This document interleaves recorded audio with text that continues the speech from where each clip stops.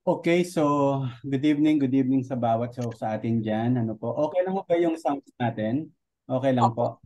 Yes po. Okay.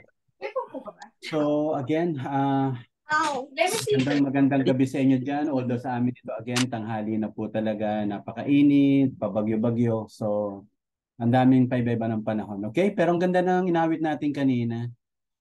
Let us worship God, hindi dahil maganda lang sitwasyon natin, even yung pangit ang sitwasyon natin, ano po, hindi nagbabago ang ating Panginoon.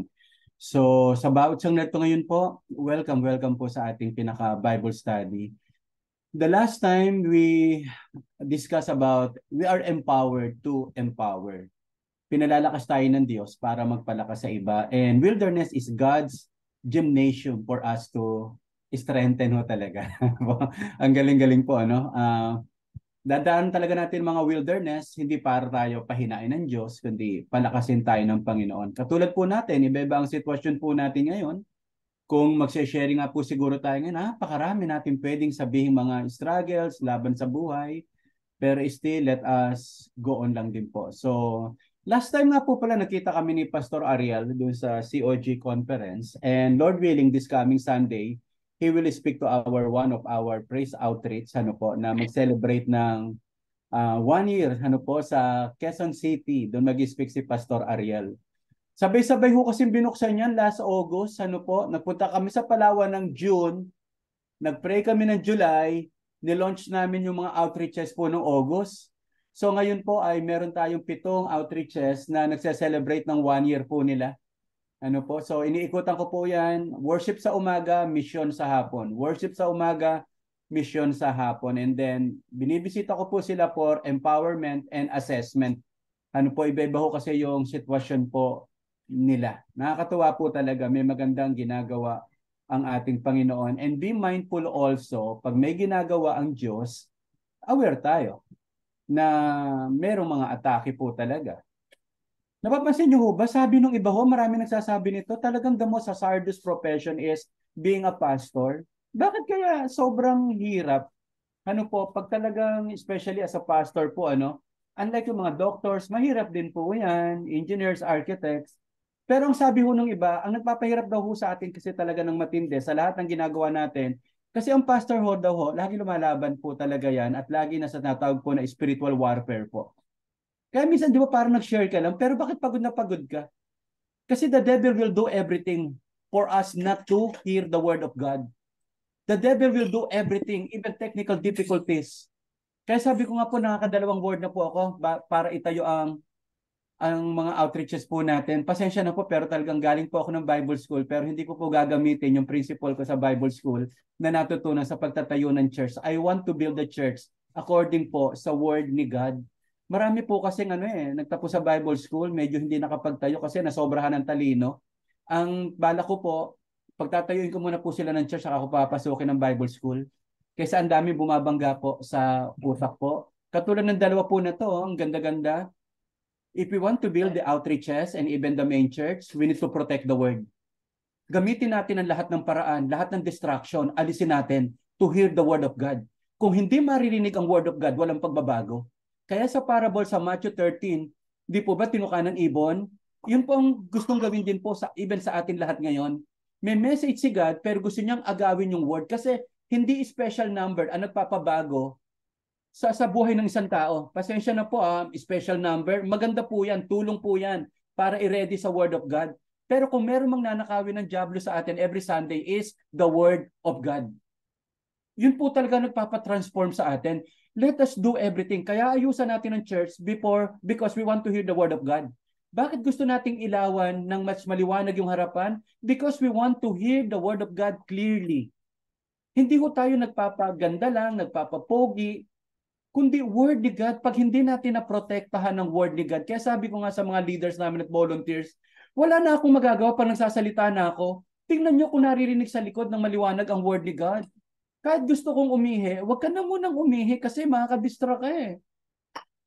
Kaya yung alam mo yung be mindful lang lahat tayo po na ang ginagamit pa rin ng Diyos para baguhin ang buhay ng santao ay word of God, not program.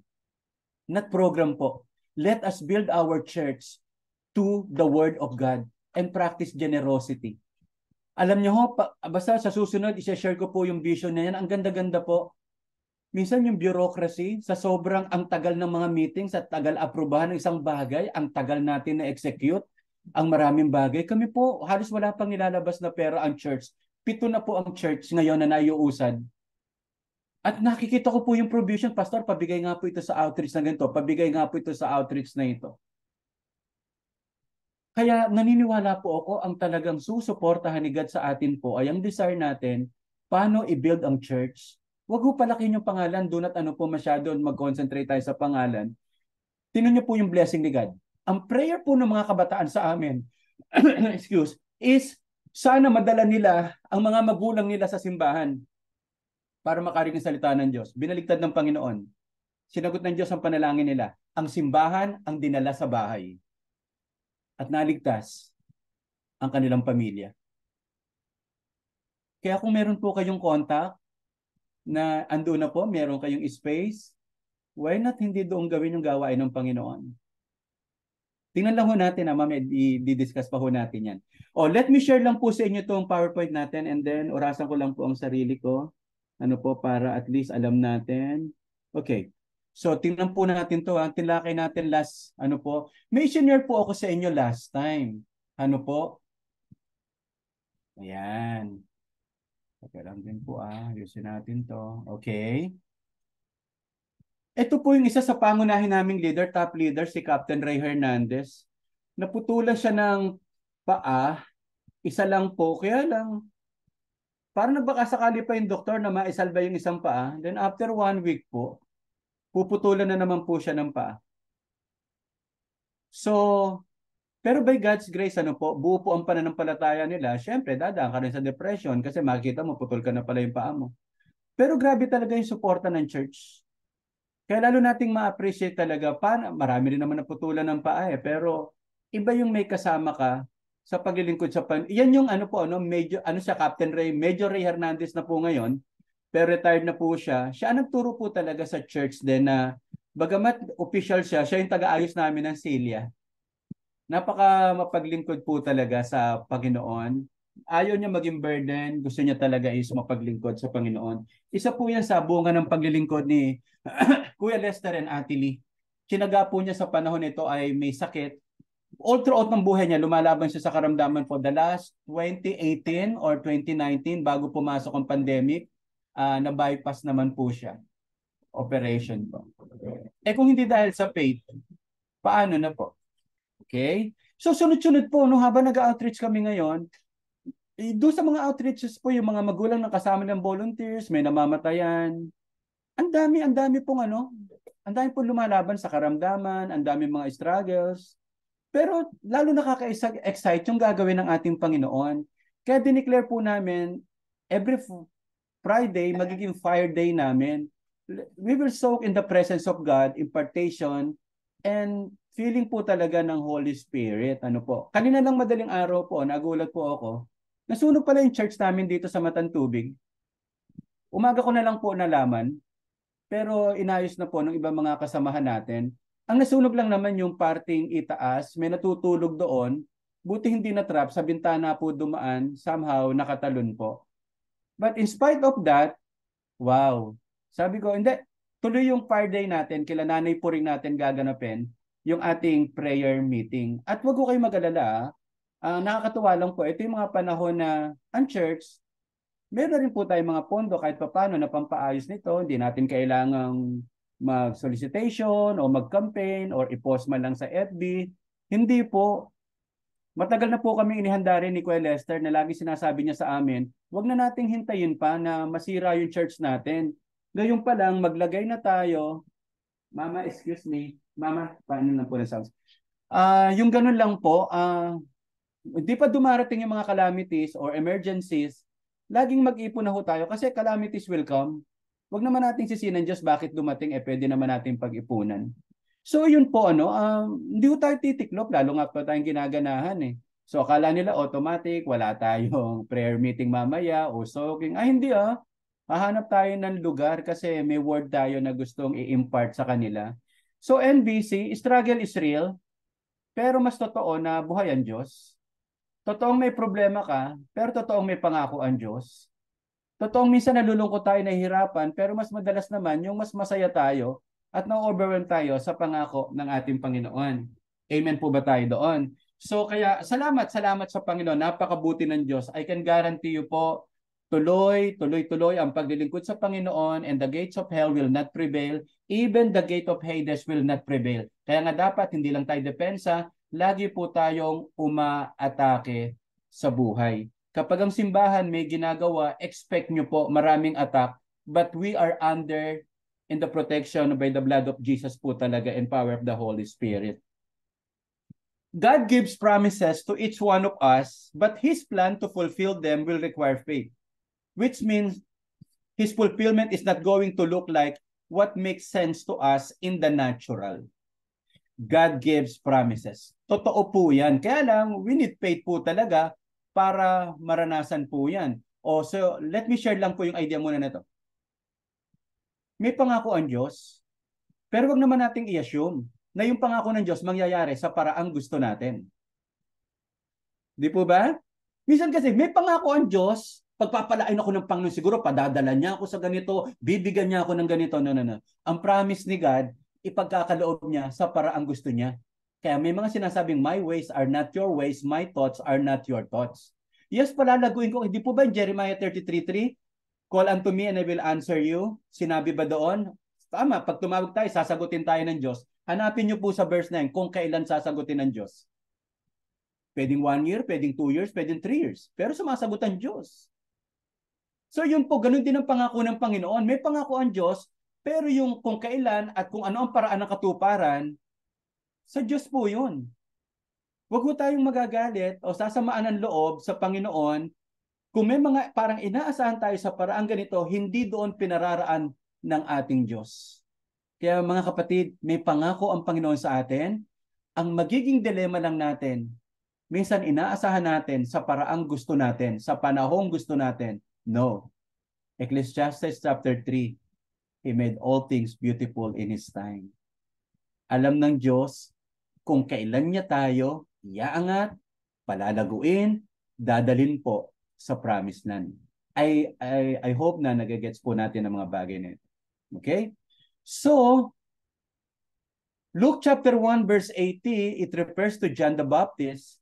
So the child grew and became strong in spirit and was in the deserts. Kaya sabi nga natin po, marami tayong wilderness na dadaanan. Wilderness after wilderness.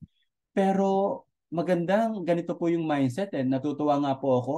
Pag may mga laban, may mga pangit na bagay na dumarating sa ating buhay, tinatanong ko agad ang Diyos, Lord, ano yung malaki? Ano yung magandang gagawin mo even after this? Okay? So tingnan nyo po, ang pangako, ito yung magiging buhay ni John the Baptist. Pangako niya ito sa priest na tatay niya na si Zechariah, for he will be great in the sight of the Lord. Sino yan? Si John the Baptist. And shall drink neither wine nor strong drink. He will also be filled with the Holy Spirit, even from his mother's womb. And he will turn many of the children of Israel to the Lord their God. Maraming makakakilala dahil sa ministry ni John the Baptist at magiging matinding kagalakan siya at karangalan ng marami.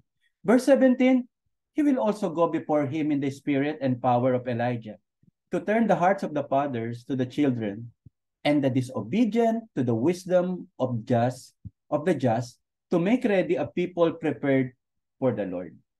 Okay, so ito yung pangako ng Panginoon. Tingnan niyo po yung picture na ito. Hindi po ba ang tatay ni John the Baptist, si Zechariah, high priest?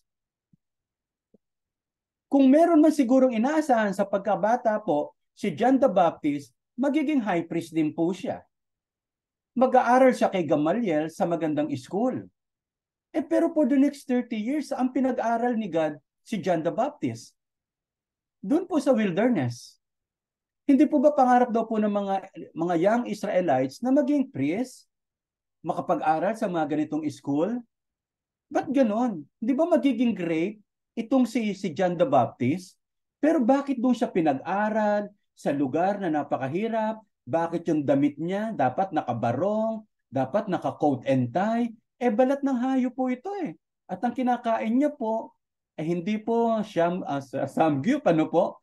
Grabe oh, mga parang honey lang. Ibang-iba sa pwedeng inaasahan niya. At nakakagulat nga po, hindi lang ito po yung opposite, kung hindi 30 years preparation for 6 months ministry.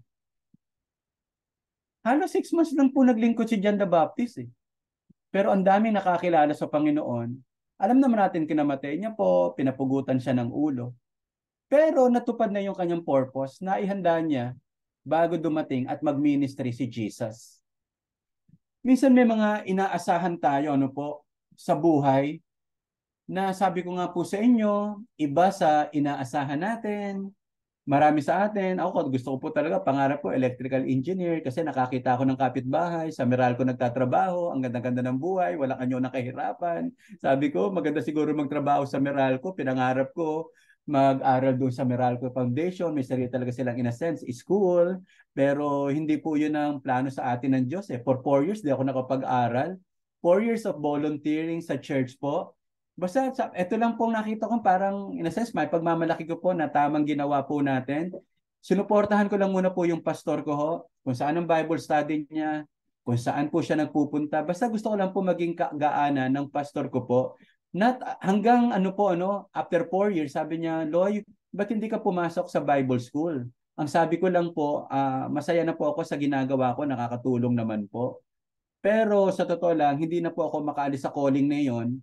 Pagkatapos, so yun nga po, nag-aral na po ako sa Bible School. Hindi man po ako naging electrical engineer, pero somehow ngayon po, medyo, yung minsan natin, nagdadala po tayo ng liwanag sa buhay ng mga tao na nadidiliman, sa mga companies po na nag-i-struggle sa mga employees, sa community, sa marketplace. Higit na maganda pa rin ang plano ng Diyos kaysa plano po natin. At buti na lang hindi natupad po yung pangarap at plano ko. Buti na lang po ang natupad ay ang plano at pangarap ng Diyos sa aking pong buhay. Sabi ko, pag nagpastor ako, baka hindi ko matupad yung pangarap ko sa mga magulang ko.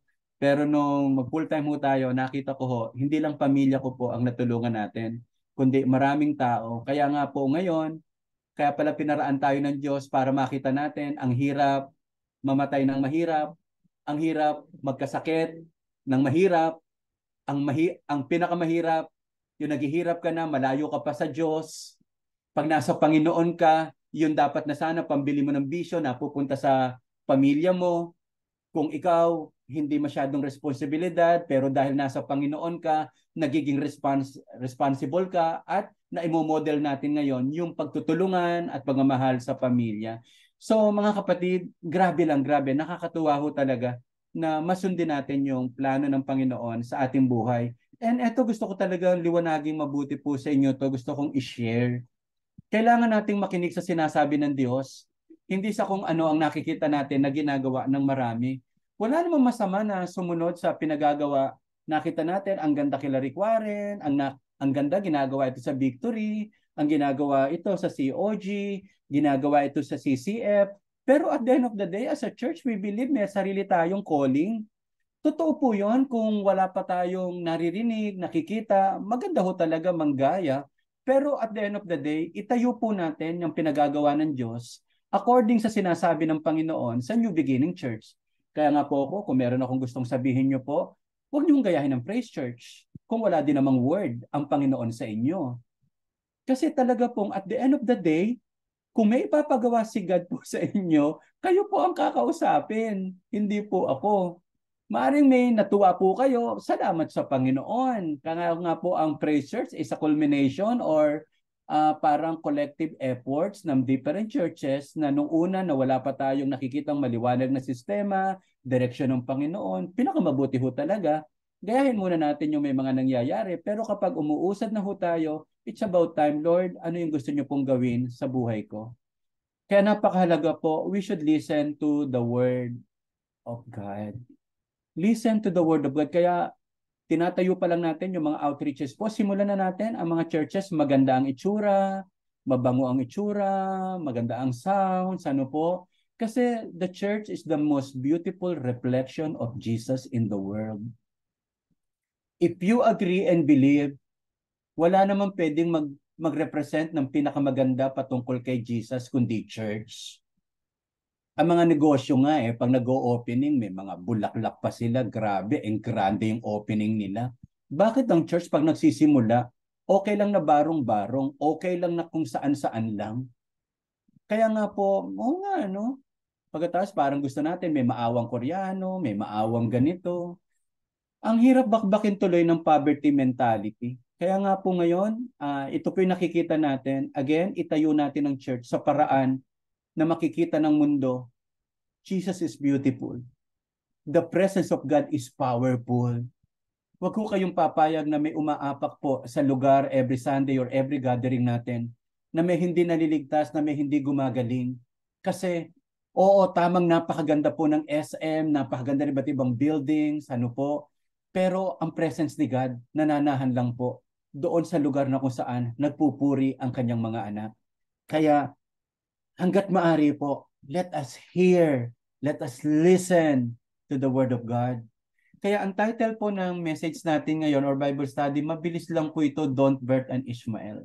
Alam naman po natin yan na si Ishmael, sa kwento po natin, halos hindi nakapaghintay, si Abraham at Sarah, lumabas si Ishmael na in a sense, hindi yan ang totoong pangako. Pero dahil hindi sila nakapaghintay, binangga nila yung mismong pangako ng Diyos sa Israel na may ipapanganak na si Isaac. Okay? Tinan po natin to. Ito na yung kwento, no? Kasi sabi po kasi ni inulit-ulit sa Genesis 15, pararamihin ko ang iyong lahi, magkakaroon ka ng lupain, at ang pamilya nyo ay magiging pagpapala sa maraming bansa. Pero sabi ni Abraham, pero wala po talaga kasi akong anak meron akong alipin si Eleazar. Siya po ang magmamana ng kung ano mang meron ako at baka sa kanya magmumula ang maraming lahi. Then the Lord said to him, no, your servant will not be your heir. For you will have a son of your own who will be your heir po or tagapagmana. Minsan kala mo nagtatagal, minsan pag wala na. Alam niyo mga kapatid, pag medyo matindi ang laban sa buhay natin, meron tayong clue or hint, paparating na yung matitinding pangako ng Panginoon. Maraming mga pagkakataon, abot kamay na natin ng mga pangako, doon pa sumusuko ang maraming mga tao. Alam niyo po, pag hindi natin napalagpasan ang mabibigat na bagay, mga kapatid, andoon yung pangako ng Panginoon at katuparan. Huwag tayong hihinto. Kaya sabi nga sa inyo po, mas malaki ang nawawala sa atin kapag humihinto tayo at itinitigil natin ang magandang bagay na ginagawa natin sa Panginoon. Okay? Talon tayo sa Galatians 4:22-24. The scriptures say that Abraham had two sons, one from his slave wife and one from his preborn wife. The son of the slave wife was born in a human attempt to bring about the fulfillment of God's promise. Minsan parang sa sobrang tagal ng pangako ng Diyos, gusto nating tulungan ng Diyos na matupad yung pangako niya sa atin. Pero let me say this to you, to all of one of us, hindi kailangan ng Diyos ano po yung tulong natin para tuparin yung kanyang pangako. Kaya niyang tuparin ang kanyang pangako kasi walang mahirap sa Panginoon. But the son of the preborn wife was born as God's own fulfillment of his own promise, of his promise.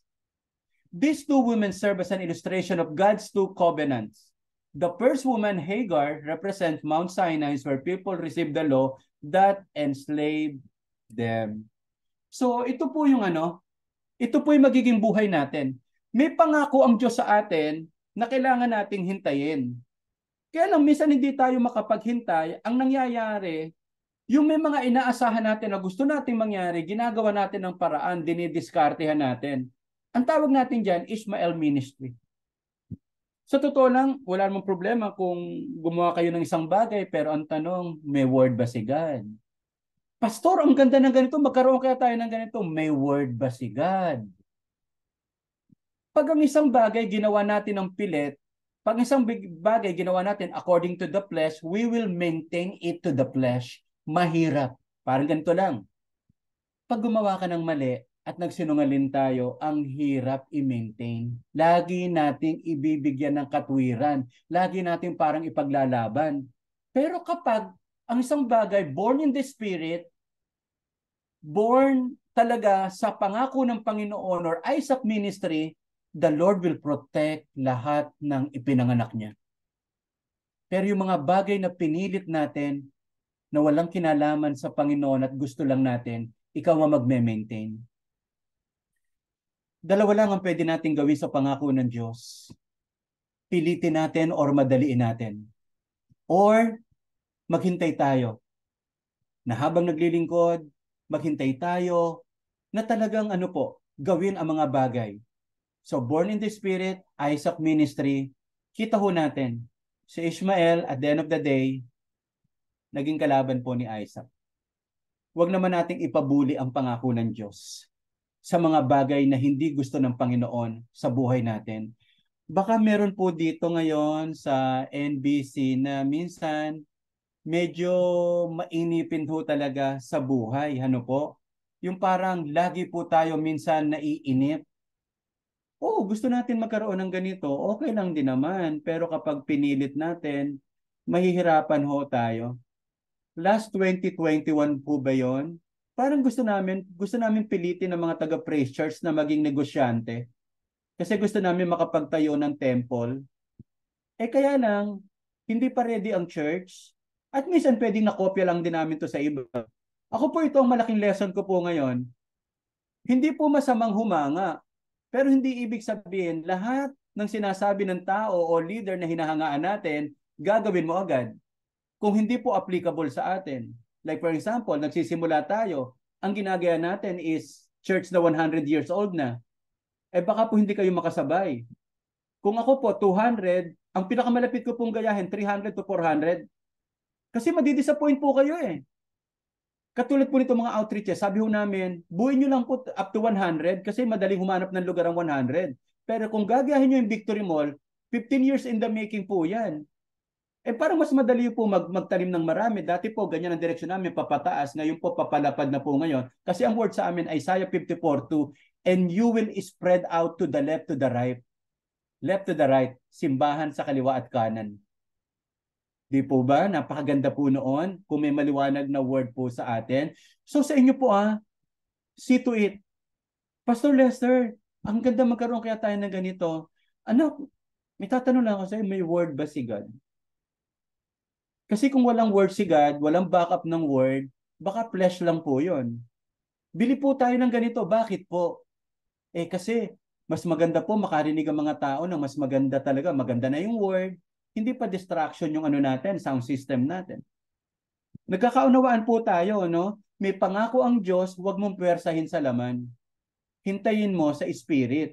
Hintayin mo according sa pangako ng Panginoon. Ano po? Sigurado tayo pag may word. Again po noong 2021 na nag-giving po kami, ang word lang talaga ni God, bless 5,000 families. Hindi ko maunawaan. Parang hirap naman ito, bless 5,000 families. Biro mo Kuya Saldi, magpapamigay kami 3 to 4 million. Hindi ba pagsasayang yan? 4 million, sayang yun. Hindi ho namin naunawaan. The following year po, na nagbigay po kami nag-bless ko kayo ng 5,000 families, yun naman ang sunod na word, spread out. Dahil na-bless nyo ang mga barangay, magtatayo tayo ngayon ng mga outreaches ng Praise Church. Minsan, huwag nyo pong gawin kompleto agad. Basta may word. Basta may word. One word can change the trajectory of our lives. One word. Go, increase, spread. Ano pong word na tinatanggap po natin? Kaya po mga kapatid, talagang be excited. Very powerful talaga ang word ni God. Again, pagpatuloy natin ito, Okay, thank you Jesus, thank you Lord. Reflection muna tayo. How do you feel when God doesn't act according to your timetable? What pressures and temptation do you feel when God's promise seems delayed? Hindi ko alam kung meron sa inyo na, Lord, at the age of 30, milyonaryo na ako. Lord, at the age of 30, may bahay na ako. Lord, at the age of ganito, may pamilya na ako. Grabe mo na kami pinoprosper. Pero Lord, bakit ganito? Ba't hindi ko pa rin makita agad? Natetempo ba tayo na tulungan ng Diyos na matupad yung pangarap niya sa atin? Natetempo ba tayo na ilagay na natin sa ating mga kamay? Mga kapatid, huwag natin dagdagan ng stress and pressure ng leader. Sino leader ang hindi gusto lumago ang simbahan? Sinong pastor ang hindi gusto na talagang umunlad ang kabuhayan ng kanyang mga leaders? Pero nako, ito talaga isang word na tinanggap natin sa Panginoon. Listen to this po hindi lalaki ang inyong ministry, even ang mga hinahawakan nyo, nang hindi muna kayo lumalaki sa Panginoon. Ikaw muna palalaki ng Diyos. Lord, hindi lalaki ang praisers nang hindi ka lumalaki, nang hindi ka nag-aaral, nang hindi ka nag-i-invest, nang hindi ka bumababad sa akin. Ikaw muna ang palalakihin, ikaw muna ang bubuin ng Diyos bago tayo may makitang mabuo na maraming bagay. Kaya nga po, somehow, nag-venture din po ako sa kahit small business. Ngayon nakita ko, ang hirap pala ng business. Nakakapraning. Ang liit lang po ng Big Bro namin. Kala mo, photo machine po yung binibenta ho namin. Puro Xerox copy na for compliance po sa government. Yung dahil sa pagsunod, sabi ko nga kay Pastor Alena, Mami, ibe-bless tayo ni God hindi sa lugar natin, hindi sa business natin because of our obedience and compliance. Kahit naiinis ka sa gobyerno, sa dami niya nang hinihingi, sa dami ng tax niya na hinihingi, halos hindi ka na makapagnegosyo, you should still obey pa rin. Pero nakakatuwa po ngayon po, ang hirap palang katransaksyon ng mga illegal. Biro mo mga papers namin legal, pero ganon. Sabi ko, Mami, pray tayo. Eto ngayon, binigyan kami ni God ng panibagong lugar para sa maliit na business po namin na Big Bro. At hindi po isa, may extension pa po, isa sa loob, isa sa harapan, na mas maganda po kaysa dati namin because of our compliance and obedience to God. Grabe po, nakakatuwa po talaga yung biyaya ng Panginoon. Ano po? Sabi ko nga, pagkatapos Ate Lee, minsan ngayon ko naunawaan, minsan ang dali-dali dati parang hingan yung may negosyo po, ano? Pero hindi natin alam ang hirap ng mga dinadaanan nila. Kala ng mga hindi nagbi-business, pinupulot lang yung pera. Kaya kung makahingi, kala mo pinupulot lang. Ay, magnegosyo kayo para maunawaan nyo kung ano ang hirap. Hindi ba? Kaya sabi ko, Lord, walang magbubukas ng negosyo sa amin sa pressures na wala ako at hindi ko sila tutulungan. Gagabayan ko po sila. By God's grace, in Jesus' name po. Kaya sa mga nagnenegosyo po dito sa New Beginning Church, alam ng Panginoon, kung hindi po ayos ang ating mental health, mapapraning po tayo sa dami ng kailangan nating gawin. Kaya nga yung pagiging employee natin, training ground yan para i-prepare tayo ni God for the next level. Mga kapatid, muli, walang uunlad nang hindi nagbabayad sa lakas, sa talino, sa galing at husay. So NBC, family po palakihin muna natin yung mga leaders natin. Kaya ako po, kaysa mamigay po sa mga outreaches, marami naman po kami naibigay na. Either gusto ko pong yung 7 mga volunteers, gusto ko pong dalhin sa Palawan o i-check-in po sila sa hotel, overnight training, at gagawa po kami ng vision script. Ano ang gusto naming picture ng team, sino ang gusto naming abutin, anong legacy ang iiwanan namin, at ano ang mangyayari kapag tumigil kami sa gawain ng Panginoon. Ilalagay namin pare-pareho yun. Palalakihin po natin yung mga leader po natin. Kaya habang nag-visitation tayo, na-assess natin kung ano po ang kailangan po nila. Okay? So, yun muna po simple lang po yun. At I pray na kahit paano may natututunan po tayo. Okay? Huwag nating ilagay sa kamay ang katuparan ng mga pinangako ng Diyos. Tamang kumilos, tamang gumawa, pero sa panahon ng Diyos. Ito, i-declare natin to. Makalimutan nyo na lahat. Huwag lang itong faith declaration, NBC family. I trust God completely. There is no need to worry. Ate Liquia Lester, I believe kung meron mag-occupy ng heart and mind natin, Lord, paano ba namin patatakbuhin yung NBC? Ito lang ang simpleng word ni God, just obey. Just obey one day at a time. Hindi sasabihin agad ni God yung 10 years, 100 years. One step at the time. Trust in the Lord with all your heart and lean not on your own understanding. I trust God completely. There is no need to worry. Kung meron masyado mag-worry sa church, yun na lang po ang pag-leadin nyo po. Kayo na lang po ang mag-lead muna. Kasi ganun po talaga yun Ano po, minsan nakaka-pressure nakaka-stress. Ano po, wala nga pong stress sa vice president Laging may stress sa pastor. Walang stress sa associate pastor. Laging ang stress po nasa senior pastor. Kung nagmamadali kayo, edi kayo yung baka mapabilis nyo talaga ang takbo. Ganun lang po. Pero for the meantime, igalang nyo po kung anong direction po ng leader nyo po. Okay? Number 2, I trust God's timing. My times are in His hands. Alam ng Diyos. Katulad ng kamay ng palayok sa kamay ng Diyos. Alam niya yung paglilinis, alam niya ang kalalabasan, alam niya ang product. I trust God's timing. My time are in His hands. For He performs what is appointed for me. Gagawin ng Diyos sa kanyang panahon ang mga bagay na ipinangako niya sa inyo. Huwag ho tayong mainip. Kaya maganda, habang naghihintay, naglilingkod, nagtatapat sa Diyos. Number 3. God's strong hand is upon me. He will promote me at the right time.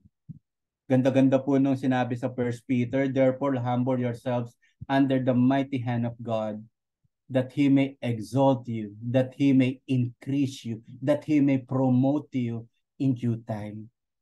Iba kasi yung self-promotion yung gusto mo maging senior pastor, magtayo ka na sarili mong church na kahit parang walang leading ni God. Naku, yun po yung tinatawag natin mga Isaac ministry. Yung mga pinuwersa, hindi nakapaghintay. Mahirapan po tayo. Sa totoo lang po, pag talaga may word ni God, it will grow naturally. It will grow increasingly talaga in God's hand, in God's timing. Even personal, individual, napakalakas ng kamay ng Diyos para katulungan. Ikaw na naglilingkod sa Panginoon, ikaw pa ba yung pababayaan ng Diyos? Ikaw pa ba yung pababayaan ni God na mapag-iwanan? Malabo pong mangyari yun. Ako po ang panalangin ko, Lord, gawin mong milyonaryo at mga bilyonaryo. Yung mga totoong nagtatapat at naglilingkod sa iyo, na handang suportahan ng lahat ng bagay para sa gawain ng Panginoon. O number 4 na tayo.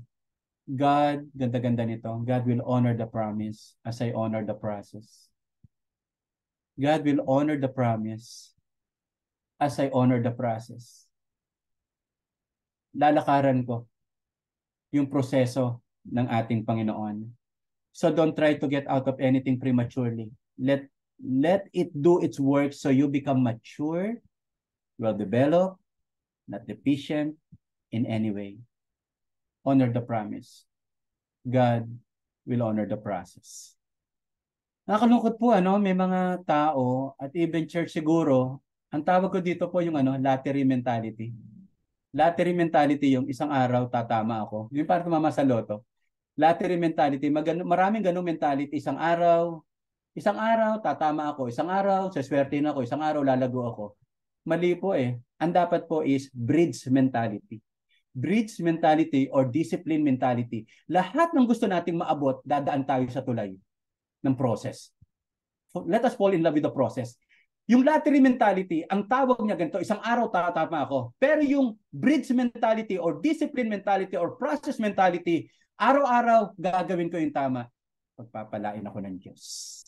Araw-araw gagawin ko yung tama, pauunlarin ako ng Diyos. Araw-araw gagawin ko yung tama, makikita ko ang pangako ng ating Panginoon. Sa lahat ng mga bagay na gagawin natin, may tulay tayong dadaanan. Huwag maiinip, minsan matagal, pero naroon ang pangako ng Diyos. Okay? Take action. Ito yung pinaka-action natin or pinaka-assignment natin. Is there anything you have started that has been birthed in the flesh? Meron bang ginawa tayo na pilit? If so, I encourage you as much as possible, stop doing it. But wait lang, may ginawa ba ako na parang pinilit ko lang to kahit walang word ni God? If you honestly know it, this is something personal. It is not of God. Do what you can do to discontinue it. Also make a list of potential areas you could be tempted to act outside of the will of God and why. Medyo something personal lang po. Kung may nakikita tayo na hindi dapat sa sarili natin, pinilit lang natin, gusto nating ipagpilitan, surrender na po natin to sa Panginoon. And then, hayaan nating ipanganak, hindi si Ishmael, kundi si Isaac. Kasi ang mga ipinanganak sa laman, magiging hirap natin yan habang buhay. Pag ang ipinanganak si Isaac, kaloob ng Panginoon, magiging kagalakan po natin yan habang buhay. Trust God's leading. Don't strive in your own effort to fulfill His promises. He will be faithful. Simply follow Him.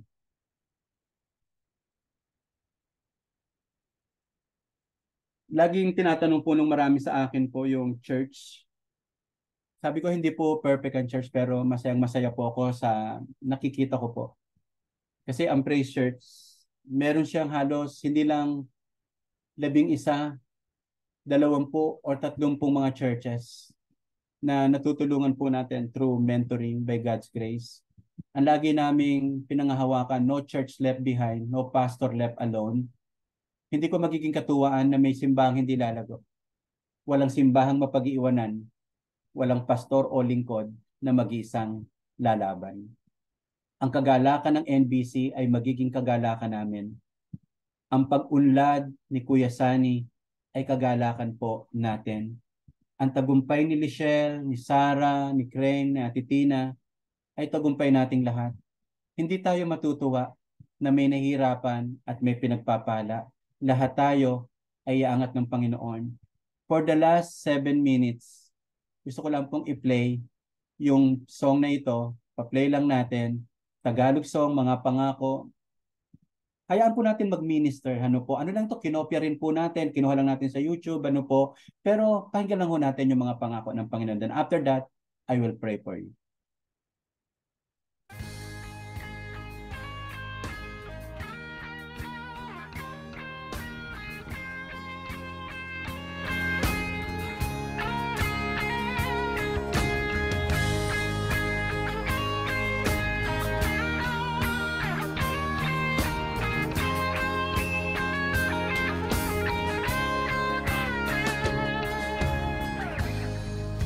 Sa'yo umaasa, kaibigang tapat at sandigan. Sa'yo nagmumula kapayapaan, kabutihan. Di kayang sukatin ang pag-ibig mo. Mga pangako mo, liwanag at kapay sa bawat sandali.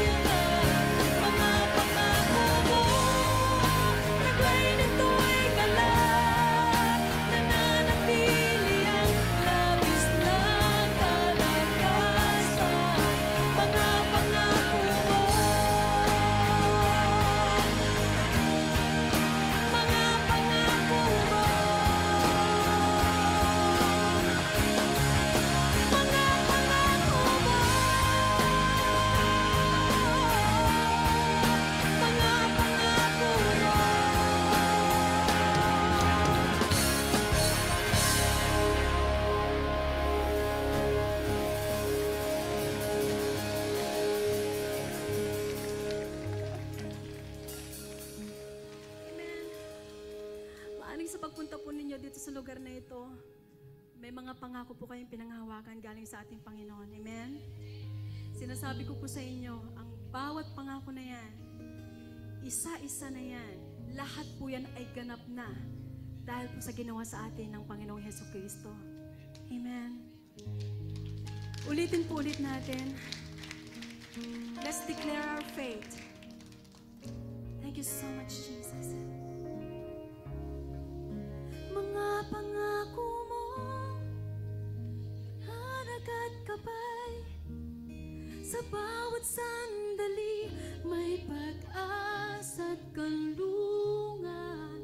Mga pangako mo, taglay nito'y galak, nananatili ang labis na kalakas. Mga pangako mo,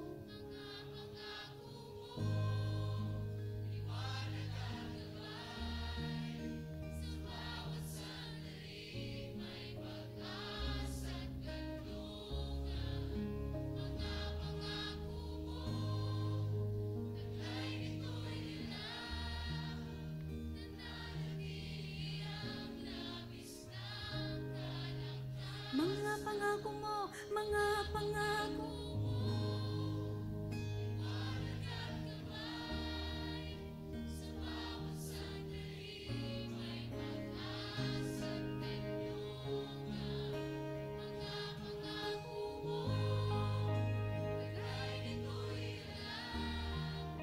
Nananatili ang labis na kalakasan, mga pangako mo. Thank you, God. Thank you, Lord. Mga pangako mo.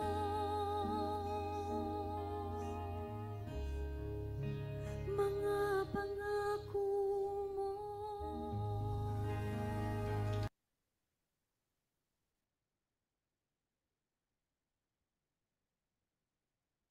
Thank you, Lord. Thank you, God.